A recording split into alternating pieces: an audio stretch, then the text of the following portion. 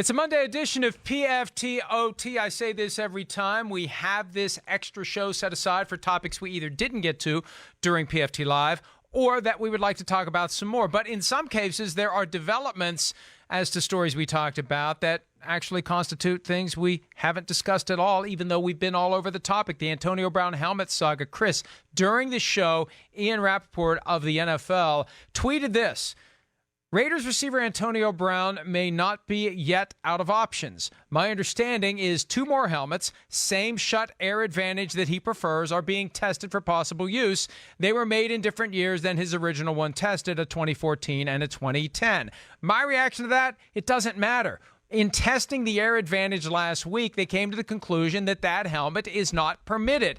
You can go out and try to find other shut air advantages. It doesn't matter. That helmet's off the list. Here's what I think is happening, and this is the benefit of having reporters who are on your payroll. You can push stuff like this out there because it makes you look like you're being fair. You're being reasonable. Hey, we're testing. Hey, you want to bring us a shut air advantage? We're trying to see if they're going to work. We're trying to do anything for this guy. Right. We're bending over back. We'll gladly fail as many shut air advantage helmets as he can show up with. Yeah. It's so obvious that's what they're doing here. They're not going to pass one of these helmets. This isn't going to be the way out of the box.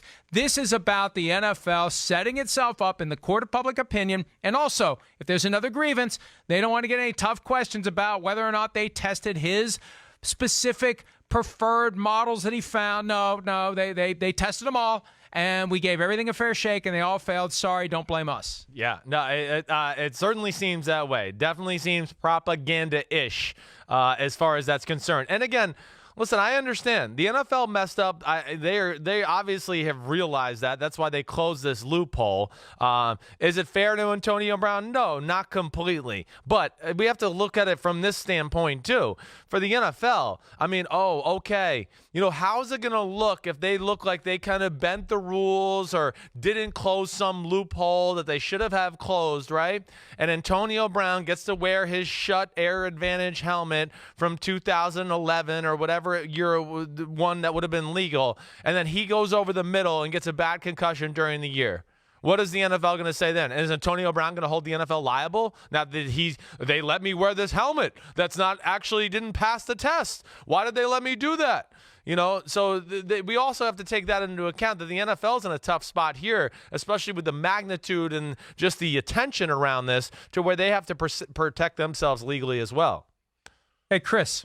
Okay, that's fine. Yeah. But I'm going to turn it back around on you. Okay. What would have happened last year if Tom Brady had suffered a serious concussion, wearing a helmet model that had been banned by the league, but he got a 1-year grace period, just like Aaron Rodgers and others? Yeah, same argument. That's you have an unsafe helmet that you've determined should not be worn, but we're going to let you wear it for 1 more year so you can get used to, whatever your new reality is going to be after you can no longer wear the helmet model you want to wear. So that's again for this is a great example of what happens in these settings, where for everything the NFL says, there's a response. Yeah, right. For everything Antonio Brown says, there's a response. And I think he just needs to file another grievance and hope that the arbitrator, who is neutral and independent, supposedly, will say, you know what? You guys kind of screwed him here. There was a loophole, and then you clumsily tried to close it, and you're not giving him the 1-year grace period to get accustomed to some other helmet like you did with others. Let him wear the helmet for 1 more year, and that could be the biggest victory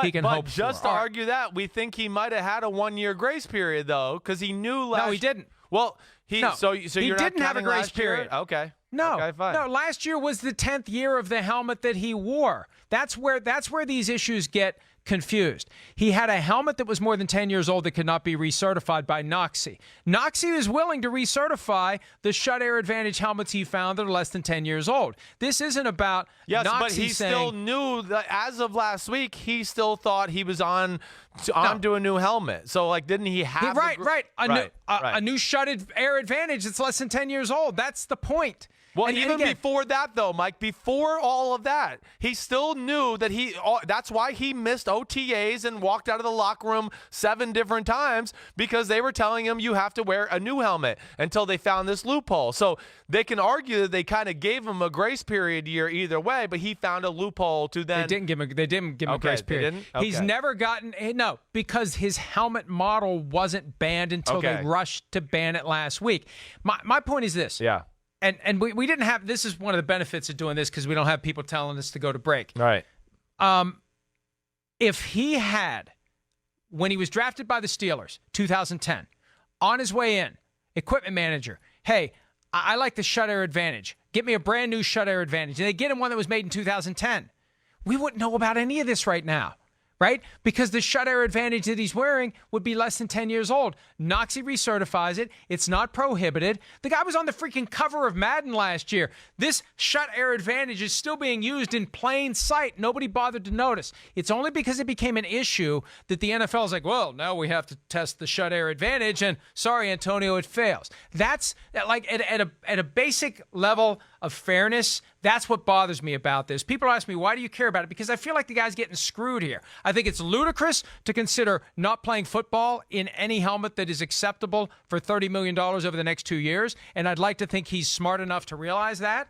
And I do think there's a certain element of, hey, this is the first time he's ever been told no in his life, and that's why he's so pissed off. But I still think at a level of basic fundamental fairness, they need to give him 1 year in a helmet model that was not banned until they rushed last week to ban it, Chris. I know, but okay. But he was still being told before all of this that you have to get a new helmet. It doesn't matter. Okay. But he could get a shut air advantage. He didn't know that till last week, Mike. He had 5 months before this to get his head wrapped around that I need a new helmet. He just found out. But there's a difference between getting your head wrapped around needing a new helmet when it's not football season and actually going into football season with that new helmet. He had hope. And you know what? Shame on his representatives and shame on the Raiders for not recognizing that, you know what? Here's the easy way to solve the problem. Let's go find a shut air advantage that's less than 10 years old, people. Yeah. I don't know why it had to take one of our readers to figure it out when there are people who are getting paid to give this guy advice. Yeah. I mean, it's an open. I mean, think about this. How dysfunctional are the Raiders that no one there was able to realize, wait a minute, this helmet hasn't been banned. This model hasn't been banned. We just can't recertify it through Noxie because it's more than 10 years old. So let's go find one that's less than 10 years old. I mean, we're talking about a minimal level of functioning brain here to realize this loophole. And, of course, I didn't reach that level either, but it wasn't my job. It was the job of the Raiders, Drew Rosenhaus, the legal team that was assisting and aiding Antonio Brown, and they all screwed up. Yeah. They all missed it. They all blew it. Yes, it is. Yeah. And now the NFL's blown it by rushing to ban the helmet and not giving him a 1 year grace period. I'd file the grievance if I were Antonio Brown. I get you. I totally get you. All right. So, bigger picture, to the extent that the Raiders are now exasperated with Antonio Brown to the point where Mike Mayock issues a lengthy statement where it's clear that they want him to, I guess for lack of a better term, shut or get off the pot. Who's to blame in Oakland for the fact that they should have known, they knew or should have known what they were getting into with Antonio Brown. They rushed into it. They gave him $30 million guaranteed. What did they think was going to be different, Chris? And surely, if John Gruden calls Mike Tomlin, you think Mike Tomlin's going to lie to him about what a pain in the ass Antonio Brown has been? I don't think so. No. Who's to blame for welcoming this guy with opening arms and acting surprised that he's behaving this way? Yeah, I mean, ultimately, I think this is one that's got to go back to John Gruden. That's why his butt's on the line. That's why, it's why I think we're seeing him not make the comments of yesterday that Mike Mayock made as far as drawing that line in the sand. Because he knows he's the reason Antonio Brown is there. He wants Antonio Brown to be his new toy. And he's trying to play, as you said during the show today, he's good cop. So he can continue to be good cop and keep Antonio Brown in good spirits. And, hey, the offense is around you, and I'm designing all these plays for you. And Mike Mayock can be bad cop and certainly say, no, this nonsense has to stop. Even though that's what John Gruden's saying as well. But he's going to let Mike Mayock say it and be the bad guy. And at the very least, I just hope this gives everybody a little sympathy to Mike Tomlin in Pittsburgh. That would be my big point here. I mean, everybody talked about lack of institutional control when it came to Antonio Brown and Mike Tomlin, and we're seeing right now that man, there's not many institutions that can control this guy. It's just not that easy. He is a phenomenal football player. But, hey, I'll defend Mike Tomlin in this aspect. He's not the GM. He didn't have final say on the roster. There was a true GM in Pittsburgh there. Here with Oakland, John Gruden, we know, has complete and total power. So I think that's where it has to start as far as, at least we're going to hold somebody responsible. It's him. One of the things I poked around a little bit last week, but it was difficult because the Steelers organization was dealing with the untimely passing and unexpected passing of receivers coach Darryl Drake. I'm trying to figure out, and I was at the time, and it kind of faded off the radar screen as the story shifted and changed, but I'm going to double back on this. I'm curious, did the Steelers know what was coming with this helmet issue?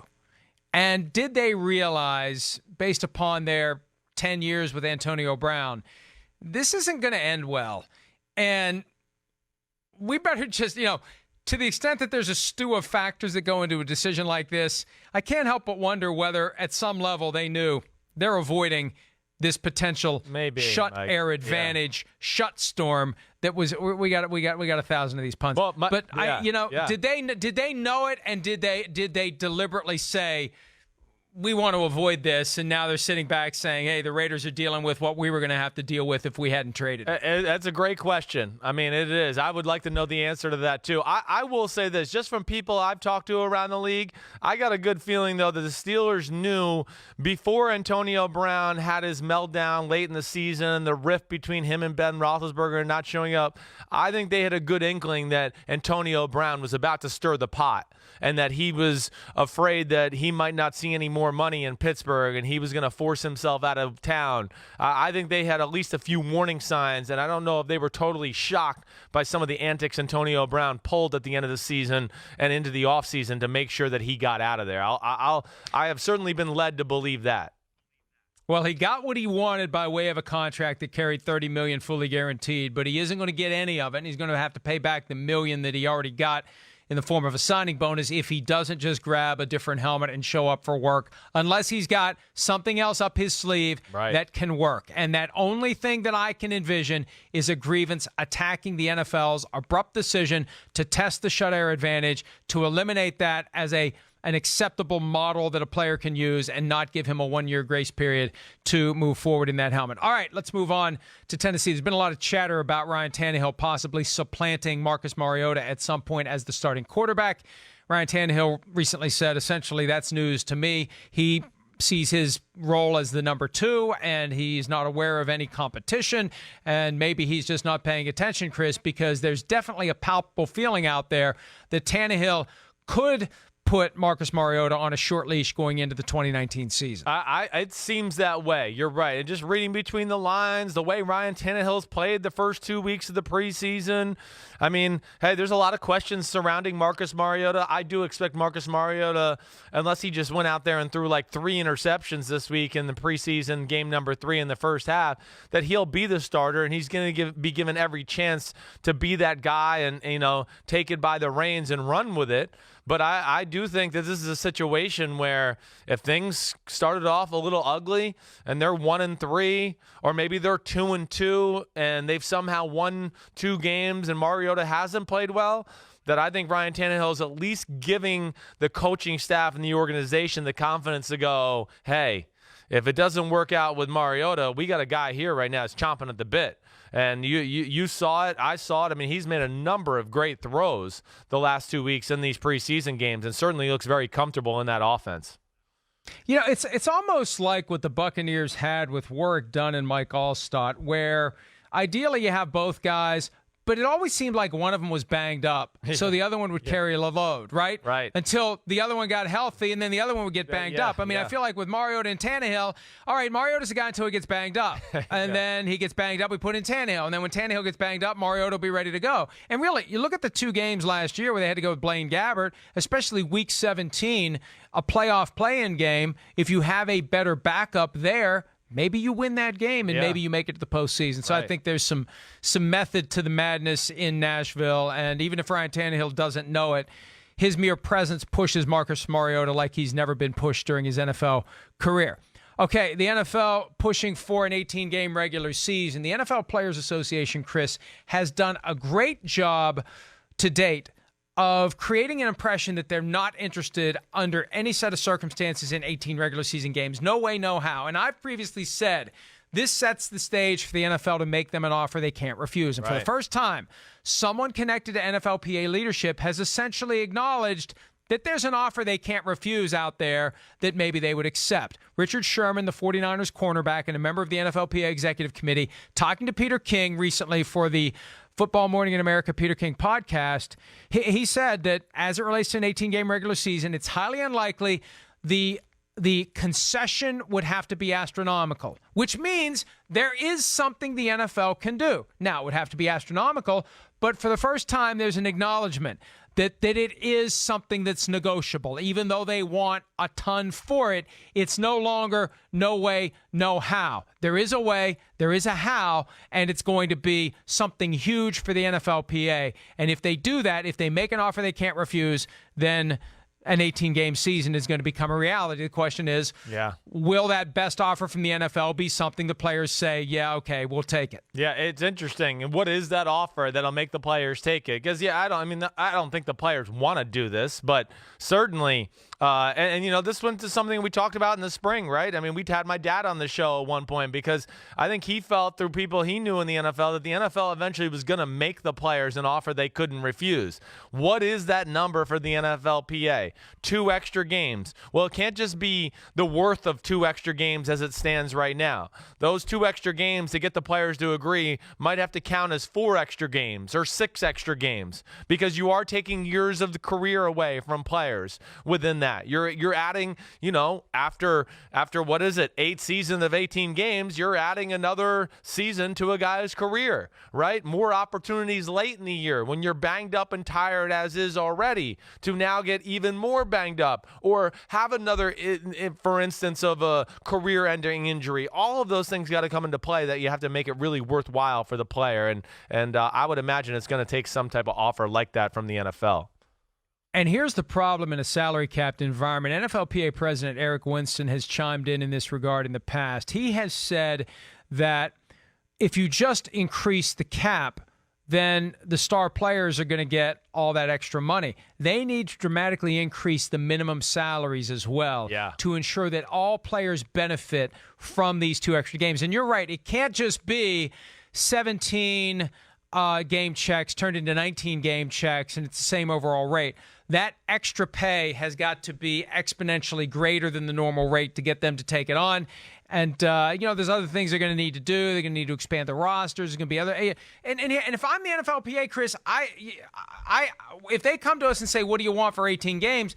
Nothing. We're not doing 18 games. Now, if you want to make us an offer, right, then we'll consider it. But we're not going to negotiate here. If you make us an offer that we can't refuse, we won't refuse it. It's up to you to put together an offer we can't refuse. We're not going to engage you in this discussion because that's the problem. Once they engage them, 18 games becomes an inevitability. And this is the closest thing to engagement that we've seen. It'll be interesting to see where it goes from here. All right, last topic, and this gets back to replay review for pass interference. Chris, I don't know if you saw the play from the Rams-Cowboys game late in the fourth quarter Saturday night. There was a ruling on the field of no pass interference by offense or defense. Sean McVay, the Rams head coach, threw the flag, and the end result was a phantom defensive pass interference penalty after nearly 4 minutes of review presided over by Al Riveron, some 5,000 miles away from Hawaii. Now, regardless of how we feel about Al Riveron's ability to properly, in real time, under that pressure of do it now, and I think all of us would make mistakes when expected to make a rational, reliable, correct decision in that moment where we feel like everyone's watching us and everyone is doing this and singing the Jeopardy music. It's not easy to do. But be that as it may, right now, Chris, it dawned on me recently, Al Riveron is the most powerful person in football during the playing of games because he is the only person who can, for every game, grant or take away gigantic chunks of field position based upon pass interference calls and non-calls, specifically defensive, or he can wipe out a 50-yard gain because he can say there was offensive pass interference. I mean, this guy has almost a god power over the NFL games, especially as it relates to pass interference, calls and non-calls. And I don't know that it's good for the NFL to have one person having that much power over its on-field rules application. Yeah, let's start there. How is he going to do all this? How is it really? Like, I really do. I worry about this. You know, there's 8 games at 1 o'clock in week 1. And, you know, there's two other replay reviews going on, and all of a sudden 2 other games, pass interference is getting reviewed. I mean, I don't know. I just don't know how it's going to work. This review you're talking about in the Dallas Rams game, you mentioned it. It took 4 minutes. I mean, holy cow, what's he going to do if there's 4 other plays that need to be replay reviewed during a complicated type play like we saw in the Dallas-Los Angeles scenario? We're seeing the unintended consequences, too, here a little bit already, too, with illegal contact and pass interference. Ooh, was the ball in the air or not? Because illegal contact is when the quarterback still has the ball. That's not reviewable. This is going to piss fans off, too, because they're going to see illegal contact on plays now, and then a coach might think from the sideline, ooh, that was pass interference. And then in super slow motion, we're going to look at it. The ball might still be in the quarterback's hand. And now the unintended consequence might be, ooh, actually, your own team, the guy that's challenging your own team, had pass interference when the ball was in the air. So, no, you challenged it thinking you were going to win something, and in fact, you're going to lose it now. I think it's going to make coaches kind of be careful a little bit about how often they throw this flag to a degree, too, to make sure they see the totality of some of these plays. But, I'm not liking this so far. I just fired off an email to Michael Signora of the NFL to find out, and it's more of a refresher. There are these little things that I learn about, and then you forget about them, and then you have to relearn them.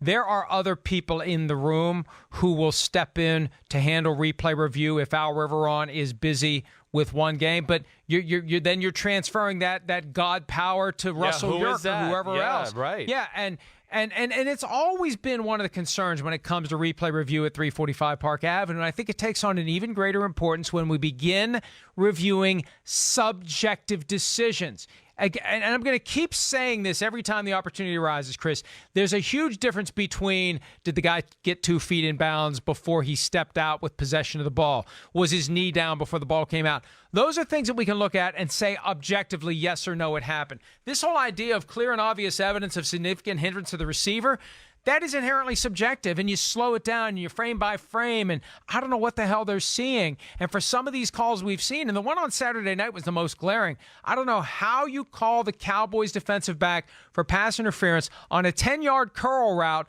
where the Rams receiver ran to the top of the route and shoved the defensive back to engage him so he could turn around and get separation, and the defensive back joined in that push, and then the defensive back gets flagged via replay review after the fact. Scary, right? And most of the contact happened before the ball was even thrown. Yes. Like you're saying, it's illegal contact before the ball is thrown. Right. So I really am concerned, and I really do think a lot of it comes down to the ability of Al Riveron or anyone. And maybe the answer is no one can do this. When you feel all that pressure, the anxiety, the needles on the back of your neck, and there are people standing around you, and you got to make the decision quickly, and what do I really see here, and how am I going to, and how many times do I have to look at it? I mean, it was 3 minutes and 40 seconds from the end of the play to the moment that referee John Hussey began to explain what the ruling was. That's an unacceptable delay. If it should take that long, it should never be overturned. Right. So would you feel better? Would you feel better if, I'm throwing for instance out there, but I mean, I would feel better if I knew, okay, Al Riveron's back there, who I know Al's got a tough job. I know we're being tough right here, but listen, Al, we know this is the real deal, Holyfield. But Chris, would you? He got thrust into a job that wasn't designed for him. It was designed for Dean Blandino. That's what I was going to say. Would you feel better? This is where maybe the NFL needs to address this or go down here. Instead of just having one king, let's have 3 kings. I mean, I would feel better if it was Al Riveron, Mike Pereira, and Dean Blandino in the room. I really would. I would go, okay, here's 3 really smart football guys who understand the rules, and now maybe they can come to a consensus, and maybe that would take some of the doubt out of all of us, too, to just go, okay, here's 3 reasonable human beings who saw it this way. I mean, maybe something like that, because poor Al is in a really tough no-win situation right now where, I mean, my head would be popping off, I think, if I had to deal with officiating week 1 or a normal week in the NFL. What they need to do, and I know that this is going to require the swallowing of some pride, the suppression of some ego, and the expenditure of some money that the NFL would rather not spend. They need to call Dean Blandino, and they need to offer him between $5 and $10 million a year to come back and take that job over. Seriously. Period. That's what they need to do. That's what we're and saying. Dean, we want 3% of that now that we're asking for 5 or 10 for you. 3%? I want 10%, baby. No, Dean, come to me. Just then. build it into I'm the better price. deal. Give me 3. I'll give him you 3%. You'll get your money's worth, Dean. You'll get your money's worth, baby. All right, but that's what they need to do. And look, I'm trying to be fair to Al. I'm trying to be fair to the NFL. Yeah. They don't value the position. Dean Blandino has told me that. That is a very diplomatic way of saying they're cheap. Yep. And it's amazing how much money they have and how many ways they will spend the money, but on certain things they won't. And this is now the most important and powerful job in the NFL. It's more powerful than the commissioner. And I'd rather have the commissioner handle the pass interference replay reviews. At least he's getting paid the money to deal with the pressure. I feel bad for Al. Yeah. I mean, think about how this wears on you and the dread. Can you imagine every Saturday night when Al Riveron goes to bed and he's thinking, oh, God, what's going to happen tomorrow during the 12 hours that probably I doesn't have to go to sit bed. there and wait for the next fire? Right. And am I going to get it right? Am I going to get it wrong? And what are buttholes like Florio going to say about me the next day? I wouldn't want that job. No. I mean, gosh, think how about he must feel for me. I got to deal with your buttholeness every day. All right. We should probably call it. It's a half hour. Not that they give us a time limit, but I'd say a half hour is probably as much as we can say. That's enough especially overtime. Especially after we say butthole a few times. Yes. Yeah, that's enough overtime on PFT OT. We don't have to do PFT OT. We'll just stick with PFT OT. Everybody, thanks for your time. Appreciate you sticking around and listening to the stuff we have to say. We'll be back Tuesday. A new Chris Simms Unbuttoned coming Tuesday. A PFT PM coming later today. And plenty of content around the clock at ProFootballTalk.com. See you Tuesday. Peace.